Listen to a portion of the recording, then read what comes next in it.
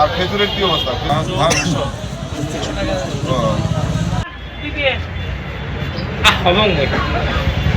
বাজার মনিটরিং কার্যক্রমের প্রতিনিয়ত কার্যক্রম অংশ হিসেবে আমরা রমজান উপলক্ষেও বাজার মনিটরিং কার্যক্রম অব্যাহত রয়েছে।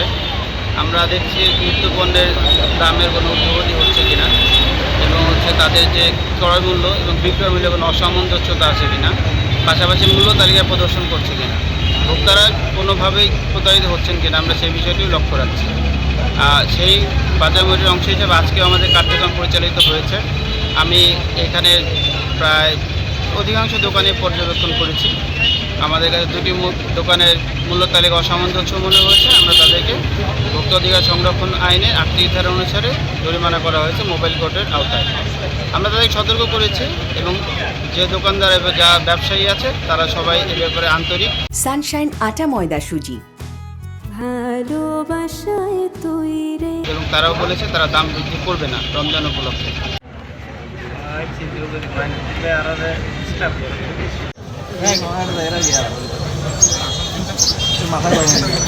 আমরা তো জানতে পারি না টাকা বললে 1800 টাকা পাহাড়ি ধরো।